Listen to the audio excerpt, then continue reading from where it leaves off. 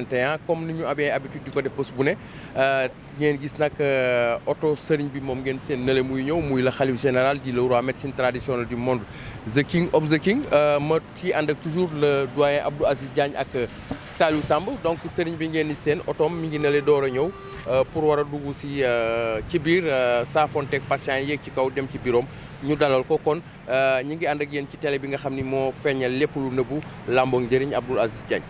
Merci beaucoup Moustapha, merci encore Saliou, merci encore à nos caméramans ici présents pour les besoins de l'arrivée du marabout à bord de son véhicule 4x4 rouge. Hein? Alors sous l'œil vigilant, mais aussi sous la surveillance de sa garde rapprochée. Alors d'un moment à l'autre donc, le véhicule arrivera ici pour peut-être permettre au marabout de descendre de son véhicule et pouvoir regagner le cabinet pour les consultations pour ce lundi 29 mars 2021. Saliou Samb. Alors donc c'est le marabout qui va arriver comme d'habitude. Hein? Alors en attendant de pouvoir regarder avec notre caméra comment il s'est habillé, comme d'habitude, parce que lui, il tient trop à ses vestimentaires, à son port vestimentaire, justement, à son port vestimentaire. Alors donc, il va descendre du véhicule. Un commentaire sur l'arrivée du marabout. Merci beaucoup, Doyen Aziz. Merci beaucoup, Moustapha Fall. Ladies and gents, dear followers of TMS TV, welcome to your favorite channel. The channel which is showing every time what is hidden. We are with the Khalif General of the Jinns, who is just arriving. You see him with his very nice car, red and black, being with his driver, Yatma, and having a very nice bubu.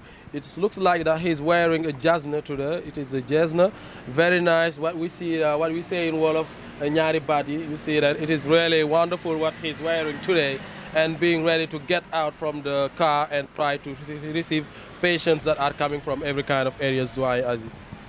Moustapha Abdou Aziz Diagne jërëjëf Saliou Samb kon gis ngeen noonu sama caméraman di Pape Diagne moom ngeen àndal mooy ñuy jëlal gros plan noonu le roi médecine traditionnelle du monde di l'empereur di le maréchal di le bourreau des dëmm di le xalif des xalif di le roi des rois di the king of the king di Alaaji Thierno Moule Sow mi nga xam ni xam nañ ko ci ñetti tur yi nga xam ni foo amee jafe-jafe ci Sénégal wala ci le monde entier boo tuddee ñetti Thierno Moule Sow rek da ngay gis say mbir daal di saafarawu ci saase Abdou Aziz Diagne donc ba léegi ñi ngi ànd ak yéen sur la TMS TV di télé bi nga xam ni moo feeñal lépp lu nëbbu làmboog njëriñ. Alors nga gis également il y a la sécurité qui est présente aussi. Bien sûr. nga gis le chef de sécurité di Yatma Moule moo nekk fële, son adjoint Diop est là ak Baye Fall aussi de l'autre côté pour ñu accompagner sëriñ bi comme ni ñu amee habitude di ko def dugal ko ba ci biir ànd ak moom également ba ci biir kër gi.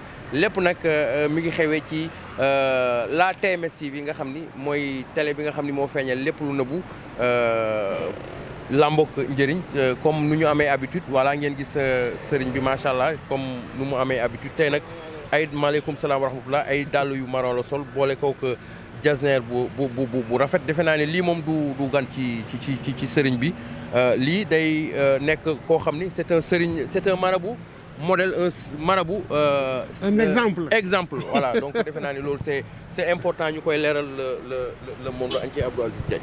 Voilà, merci donc Moustapha Fall. Merci pour ces jolis commentaires dont tu as l'habitude de nous gratifier. À chaque fois que le marabout fait son arrivée ici, sur les lieux, quand je dis les lieux, bien sûr, je parle de son cabinet médical. C'est vrai aussi que ces derniers temps, vous avez pu voir à travers les images de la TMS TV, un reportage qu'on vous a effectué sur les lieux abritant le cabinet médical du grand marabout. Alors, on vous a tout montré, par rapport au dispositif, mais par rapport aussi aux endroits stratégiques, mais surtout en tout cas aux conditions d'accueil dont bénéficient tous les patients, mais aussi les accompagnateurs. Alors donc, voilà le couloir qui mène maintenant dans le premier salon où les patients et les accompagnateurs sont bien installés, Moustapha Fall. waaw defe naa Abdou Aziz wax nga ko. Alors gis nañ sëriñ bi aussi jeté na un coup d'œil ci nag bi. xam naa daañu ci wax. parce que loolu aussi. c'est important. très important xam nga nag fii ci kër gi. defe naa ni du gan. parce que chaque semaine. sëriñ bi dana wax ñu rayal ko ñaar ba wala benn. lépp mu jëm ci askan bi. dëgg la alors day wone que ni rek dañu gis souvent. ñuy ñëw fii ci kër gi. sëriñ bi di génne benn ñaar ñett. ba lu mot fanweeri jinne defe naa ni fanweeri ci ginnaaw. dëgg la gis nga ki fi jóge woon Matam dëkk bu ñuy wax Ngijuloon Somone. defe naa ni dëkk boobu kenn du ko fàtte. dëgg la te soxna si bi muy ñëwee fii également li ci gën a yéeme mooy ci kër gi. toog na weer waxul. te dëkk ba mais premier jour bi mu ne cëpp fii ci kër gi. ci la commencé wax fii ci kër. Alaaji Thierno Moule Sow effectivement mu ñëwee également génne nañ lu mot fanweeri jinne ci moom. alors ni ñu demee woon fan yële Gambie. defe naa ni sous peu de temps dinañ dem aussi Matam defi fa reportage. daañu dem aussi ba Ziguinchor. dëkk yi ñuy wax Kataba 1 Kataba 2 parce que. fan yi amoon nañ fi ay patients yoo xam ni taxawoon na sax le maire de Kataba 1 à Ziguinchor ñëw fi également. rien que rek pour magnifier le travail. liggéeyu le khalife général Thierno Moule Sow. gis nga fan yële dem nañ Gambie dem nañ fa reportage bu am solo. bien sûr logé woon hôtel Baobab. alors xam naa ni foofu danañ fa dellu parce que souvent patients yu ñuy am lu ëpp fii. Gambie la ñuy jógee mais également gis nga état catastrophe sanitaire bi levé nañ ko. sëriñ bi aussi bëgg na dem ba Arabie Saoudite bëgg na dem ba États-Unis ba Italie. mais lépp buy dem aussi day ànd ak staffam parce que il est sollicité partout dans le monde mooy maanaam sëriñ bi fu ne ci àdduna nit ñi ñu ngi koy xaar parce que nit ñi ña nga ne ci ay jafe-jafe ne ci jafe-jafe ci wàllum jinne jafe-jafe ci wàllum rab. mais jafe-jafe également pour am këyit. te xam nga lépp boo jëflanteeg le khalife général di Alaaji Thierno Moule Sow defe naa ni njëriñ kese nga ciy jëlee donc da ngay gis ni ay nit dañuy oote ay weeri weer ci téléphone wu sëriñ bi duñ ko mën a jot jàpp nañ ni pour loolu mën a saafarawu il faut de temps en temps sëriñ bi fekki leen foofu ñu nekk ñoom nag déjà ils sont prêts mais gis nga ni pandémie bi corona bi moo xawoon bloqué le marabout. waaye sous peu de temps sëriñ bi dana organiser wu donte day dem lu yàgg ñëwaat ñëwaat xam naa ni daal ci agenda sëriñ bi loolu inscrire nañ ko pour sëriñ bi mën a dem fekki ñi nga xam dañu am jafe-jafe moo xam nit bu ñuul nga wala nit bu weex parce que xam nga affaire u jinne également ci dëkk tubaab bi la ëppee te sonal na leen instant bi moo tax sax sëriñ bi boo xoolee lépp lu muy faral lépp di liggéey da koy liggéey consultance à distance par appel vidéo moo tax ngeen gis ne sëriñ bi parfois aussi day jafe pour ñu gis ko Abdou Aziz Diagne. dëgg la waaw dafay jafe loolu defe naa ñëpp xam nañ ko waaw gis nga déjà affaire yi ñu ngi commencé déclencher gis ngeen kii raam bi mu raam sukk ñëw kii defe naa ne moom li moom yéen a ko gis en direct du te lii nag luñ ne la première fois mu ngi fi door a am du gis nañ à chaque fois que bu sëriñ bi ñëwee rek maanaam yëf yi dafay yëngatu dafay takarnaase du dëgg alors loolu nag mooy wane ne sëriñ bi dafay dem ba léeg-léeg sax du am vie de famille su ma waxee vie de famille mooy sëriñ bi fii mooy cabinet médical bi mais sëriñ bi tamit bu nekkee këram dafay liggéey keroog gis ngeen mu toog ci otoom sax maanaam di def consultation à bord de son véhicule loolu mooy wane ne moom muy guddi muy bëccëg mu ngi jóg ci taxawu askan wi pour lu leen musal ci li nga xam ne moom mooy ëllëg jamono bi ëllëg àdduna bi mooy yooyu nga xam ne dañuy ànd ak nit di leen faagaagal di yàq seen dund di yàq seen toogaay di yàq seen lépp di tas kër yi surtout ça donc loolu defe naa ne reportage yi ñu ci def leer na naññ maanaam ci vite fait bi sëñ bi vite fait bi mu ngi toj réew mi mu ngi toj àdduna bi parce que nag sëriñ bi bu ñu ne ay jinne ki dëmm ak rab yooyu rek lay jàpp ne dem na ba ci liggéey yu bon yi nga xam ne nii dañ koy def te muy faagaagal doomu aadama yi tey defe naa ne vite fait bu jógee tey loolu moom bokk na ci li nga xam ne moom moo tax mu gën a jóg muy produit boobu xam ne li may wax ne nii maanaam mun naa ko ooyee posonu dëmm di posonu jinne di posonu rab muy le produit vite fait mu génne ci ñaar muy d'abord vite fait bi nga xam ne da nga koy sangoo mën cee diw ak bi nga xam ne nii da nga koy naan te boo ko naanee defe naa ne lépp luy jàngoro biir da ngay tàggoog moom soo ko naanee amul benn lekk boo xam ne ni am na luñ ci mun a def moo xam tooke wala lu bon la wala nopp nga xam ne la jàpp kon nag defe naa ne loolu muy góor muy jigéen waaye surtout ñun góor ñi ñun defe naa ne garab boobu bu jógee ñun war nañ ko am war nañ ko gànnaayoo war nañ ko jëfandikoo sëriñ bi. sëriñ bi ñu ngi lay ziar di la jox sa wàccuwaay ma am benn laaj bu ma la bëgg a laaj alors dañuy gis nit ñi dañ fiy ñëw di fay ay millions waaye dañu gis millions yi toujours da nga koy delloo ci jaam yi parce que gis nañ ni. da nga recruter personnel da ngay jënd dund fii ku fi ñëw doo fay lekk doo fay naan mais également dañu gis tout le temps da ngay jënd ay nag yu bëree bëri di ko delloo ci jaam yi ñu bëggoon xam sëriñ bi rek kon ba léegi yéen a ñu suivre sur la TMS TV alors gis ngeen nag sëriñ bi bu déplacé woo rek am na lu xew. waaw gis nga ko bu déplacé woo rek am na lu xew gis ngeen lii la ñuy wax Abdou Aziz contact des yeux. mooy da leen di def face xool leen. waaye del xool rek ci face à face yi di nga gis. dina am ay mbir yu xew. donc lii defe naa ni mu nekk ay mbir yoo xam ni lu ay kéemtaan yoo xam ni. ci kër xalif général. waaw gis nga sëriñ bi bu déplacé woo rek. xam na ni am na ay mbir yu xew côté lee kon ba léegi yéen a ñu suivre. jëlee ma kii yéen a ñuy suivre sur la mu ne tànkam dafa karamp. alors waaw noonu la parce que sëriñ bi li mu àndal la. waaw kaas yaa ngi toj foofu de seet leen foofu kaas yi toj foofu mbir mi day jaxasoo xoolal fële encore Pape fële ci suuf gis nga. mbir yaa ngi commencé jaxasoo. waaw pouvoir bi yàlla may suñu borom sëriñ bi moo toll noonu Abdou Aziz mbooloo mu dugg rek da nga gis foofu day commencé di di commencé di yëngu moo tax gis nga xoolal kële. xoolal fii kii également nee na ay tànkam. nee na dafa crampe ñoo commencé di crampe. xoolal ñële aussi ñi ngi commencé di lox de l'autre côté kon defe naa ni pouvoir bi yàlla suñu borom may sëriñ bi lii nag may suñu borom rek la Abdou Aziz. merci defe naa ni suñu borom rek moo mën a maye. merci Moustapha Fall comme tu l'as si bien dit c'est vrai que la présence du marabout ne peut pas laisser indifférent ces mauvais esprits-là qui accompagnent les gens, qui les empêchent de dormir, qui les empêchent de travailler, et même qui est à l'origine des divorces que l'on constate dans les ménages.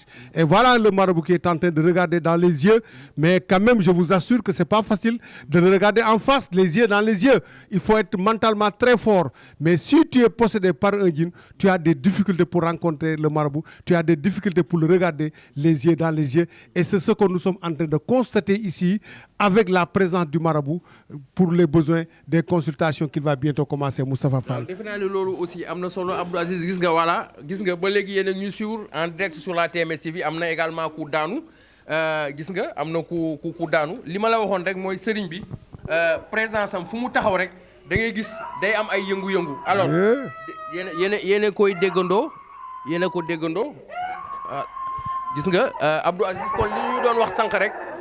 li ñu doon wax sànq moo am noonu gis ngeen sëriñ bi fu mu taxaw rek defe naa ni day yëngu day bàyyi ay traces kii mi ngi yuuxu kële mi ngi sëgg kii nee na ay tànkam ñi ngi crampe donc defe naa ni pouvoir bi nga xam ne moom la yàlla suñu borom may Alaaji Thierno Moule Sow moo toll noonu moo tax fépp ci àdduna fu mu taxaw rek da ngay gis ni foofu day yëngu ndax xam-xam bi ko yàlla suñu borom may kon Saliou. Okay, merci Moustapha Fall, merci beaucoup, merci Doyen Aziz. Ladies and gents, dear followers of TMS TV, we are with the Khalif General of the Jinns. As you can see, the spirits are crying here and there because, you know, the Khalif General of the Jinns is just in front of them.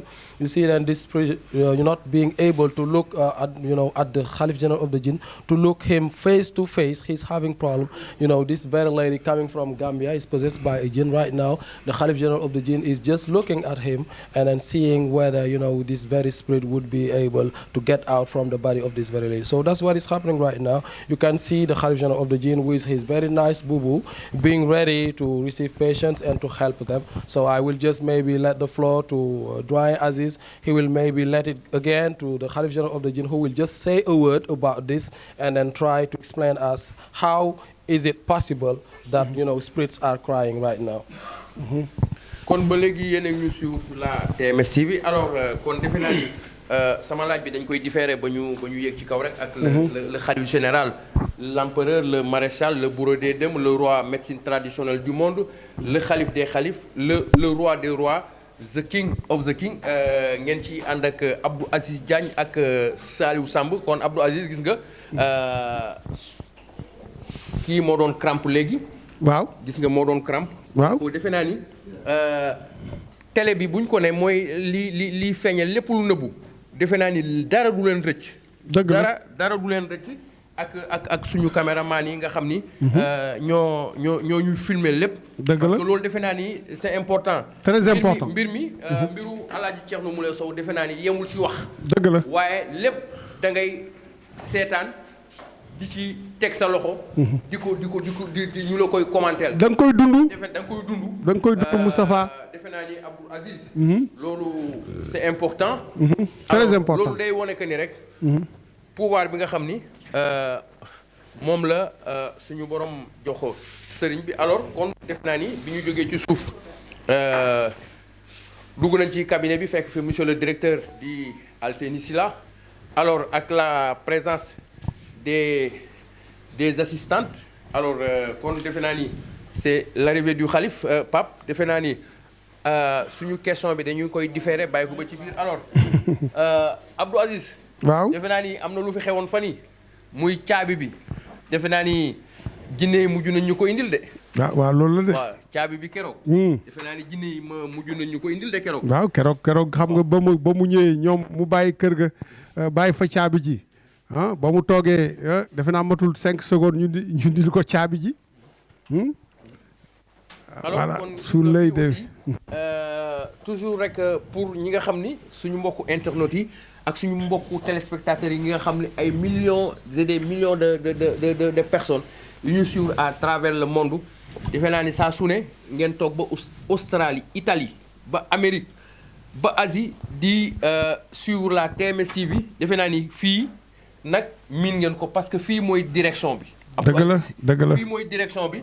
fii lay tàngee waaye fii lay seddee. fii mooy direction bi. fii moom.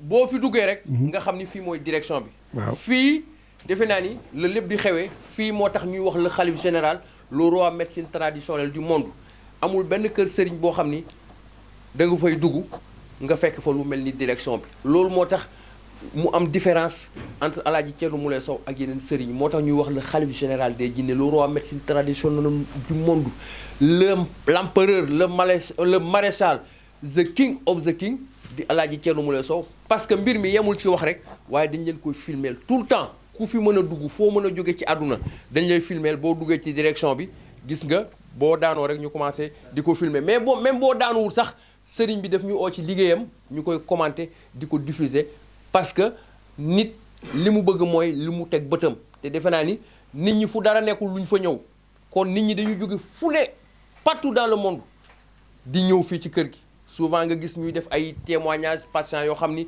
dañuy jógee ba Europe dañuy jógee ba Afrique dañuy jógee ba Sénégal di def témoignage ci sëriñ bi parce que mënoon nañ sëriñ bi jëflanteek ñoom rek ñu toog waaye dañuy ñëwaat def témoignage sant sëriñ ba pare teg ci addiya kon defe naa ni loolu aussi reconnaissance la lu am solo la day wane aussi pouvoir doole bi nga xam ni yàlla suñu borom moo ko may sëriñ bi doo ko dégg mu ndamu doo ko dégg mu bàkku waaye pouvoir bi ko yàlla may aussi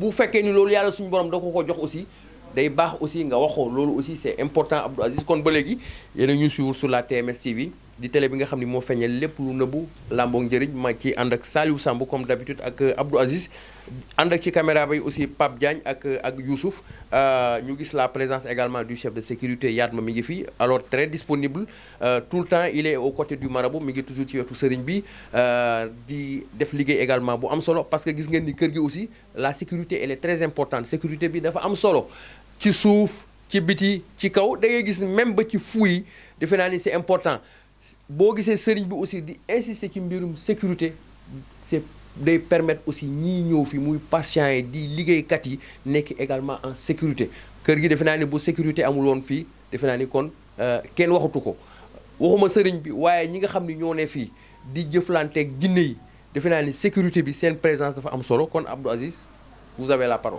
Mais Moustapha, tu as parfaitement raison d'insister sur la sécurité parce que la sécurité occupe une place importante sur le programme du marabout.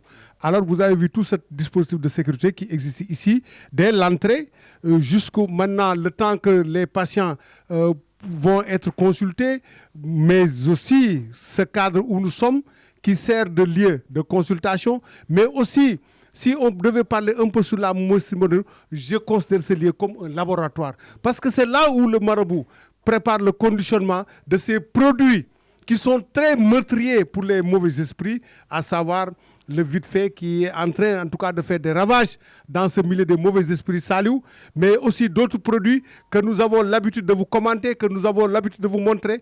Mais Moustapha, soyez assurés que cet espace où le marabout s'est installé, c'est un espace très stratégique. L'autre jour, quand j'ai fait un reportage sur le dispositif de cet immeuble, j'ai dit que tous les comportements, toutes les parties sont importantes, mais la partie la plus importante dans ce dispositif, c'est ici où le marabout s'installe, c'est ici où la chaise royale est installée. Voilà pourquoi j'ai insisté sur l'importance de ce cabinet qui sert non seulement de consultation, mais aussi c'est un laboratoire Saliou.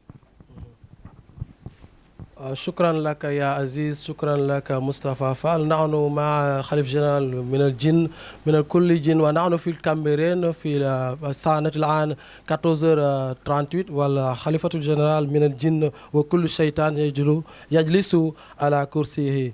Alors, ladies and gents, dear followers of TMS TV, welcome to your favorite channel. I was just saying that we are with the Khalif General of the Jinns, the king of all the kings, who is just arriving and sitting on his very nice chair. You can see this very nice chair and having a very nice boo-boo. You can understand that the Khalif General of the Jinns is always, being ready to work, for patients, to help them, because some persons are possessed by jinns, and the Khalif General is doing his best to help people, be just satisfied in their life. So that's why he's coming every time to be ready to work for him, to work for them, and to fight with the jinn. So right now it is this very Monday, 29th of March 2021, and we're just starting today. So just stay with us on TMS TV. Your favorite channel will be coming back to comment people that are being possessed by jinns. I let the floor to Moustapha Fall. jërëjëf Saliou jërëjëf Abdou Aziz Diagne alors kon defe naa ni nii rek lañ koy defee bés bu ne ñu ànd ceeg le khalife général le roi médecine traditionnelle du monde the king of the king di profito di ziar suñu yaay soxna Ajaratu Mariama Camara di ziar madame Sow la reine di ziar prince Mouné di ko ñaanal mu dem ba sut ay waajuram sut le monde entier di ziar aussi suñu soxna suñu goro di soxna Umu kon fi mu ne nii il est 14h passé Abdou Aziz de 39 minutes gars yi ngeen teg seen loxo ñu ñëwaat léegi ci kanam-kanam ak grand reportage ñu ñëwaat également ci le khalife général nan lay defee consultation bi nan lay jëflante Guinée yi mais également nan lay def ba vite fait bi ba cuuraay bi le monde entier jot ci pour ñi nga xam dañu am jafe-jafe ci wàllum Guinée ci wàllum rab mais également ci yeneen lu mel ni liggéey nga xam ni nit bu bëgg a liggéey wala nit bu bëgg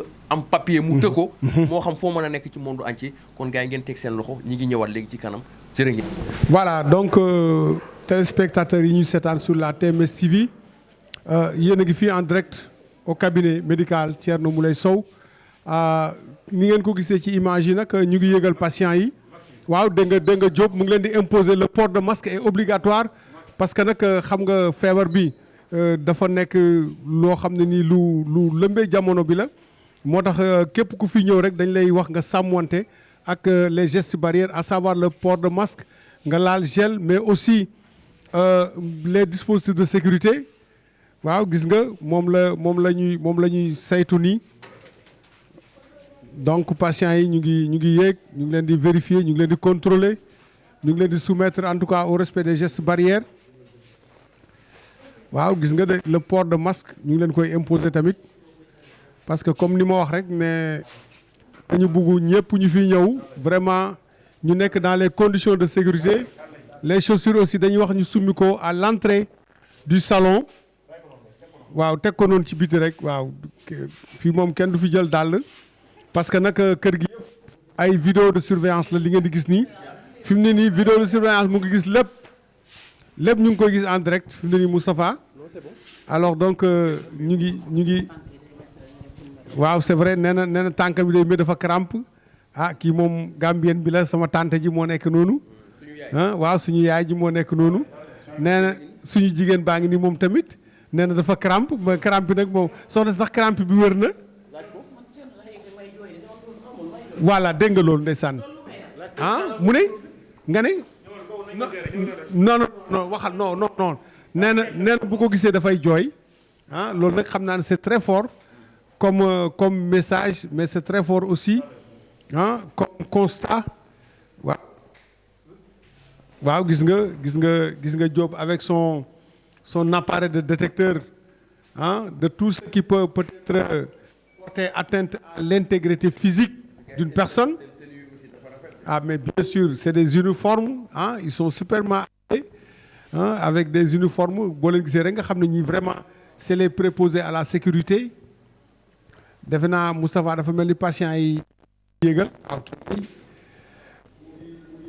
ndànk di ñëw waaw di yéeg ndànk xam nga nag escalier dafa am ñoo xam ne léeg-léeg c'est pas très facile mais nag heureusement sëriñ bi nekkul 4e nekkul 3e nekkul sax 2e il est au premier donc il suffit simplement de gravir les premiers paliers pour être au premier étage pour pouvoir maintenant rencontrer le marabout. Waaw.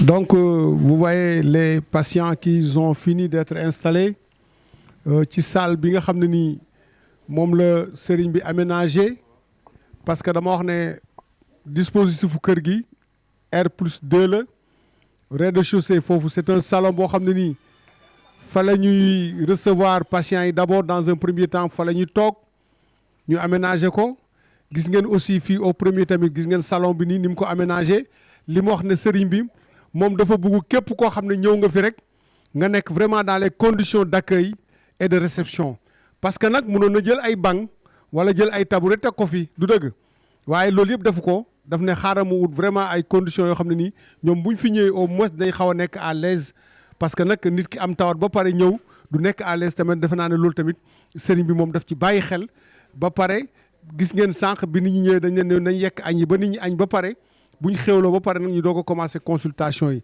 te pourtant day moom mu ngi doon gis nga ko mu ngi toog fi mu ne nii du fi añee reer sax fi mu ne nii moom heure bi reer di jot nit ñi dañuy dem reer di bàyyi ko moom mu toog ci consultation yi tant que nit ñi jeexul du fi génn donc defe naa ne loolu lañ leen maanaam won en image ngeen gis ko depuis entrée sëriñ bi comme ni ñu ko abeetaab di ko def réception bi accueil bi ak dispositif de sécurité bi moom moo fi nekk li may wax ne fii képp ku fi ñëw lii ngeen di gis yëpp ay vidéo de surveillance la tey ku nekk dañuy contrôler sa ay gestes ak yooyu parce que nag li olof di wax ne ñiy gàmmo ak ñi raas dem léeg-léeg duñ benn waaye dañuy ñaan yàlla ñëpp di ñëw pour gàmmo si du dëgg waaye nag geste barrière tamit dañ koy respecté maanaam ak appareil bi ngeen gis Diop di ko yor di contrôler appareil boobu képp ku yor appareil maanaam képp ku yor xeetu ngànnaay wala dara loo xam ne xëy na mën nga koo jëfandikoo daf koy détecté loolu nuñ koy faral gis ci aéroport lañ koy faral di gis donc sëriñ bi vraiment xalaatul moom boppam sécurité am rek mais dafa xalaat tamit ne ñi nga xam ne dañ fi ñëw vraiment le temps que ñuy ñëw ci kër gi ba ñuy delluwaat seen kër gi non seulement seen aajo faju seen jàngoro daal di faju nga xam ne ni vraiment duñ fi am benn gàllankoor sur le plan de la sécurité.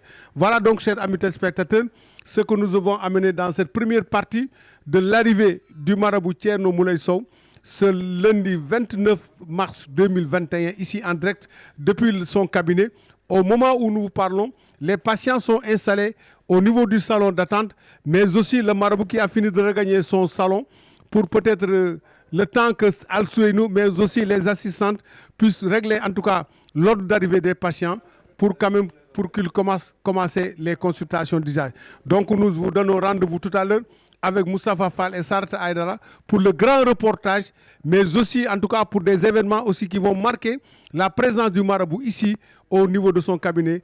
Restez scotchés sur la TMS TV. À tout à l'heure pour d'autres reportages et merci.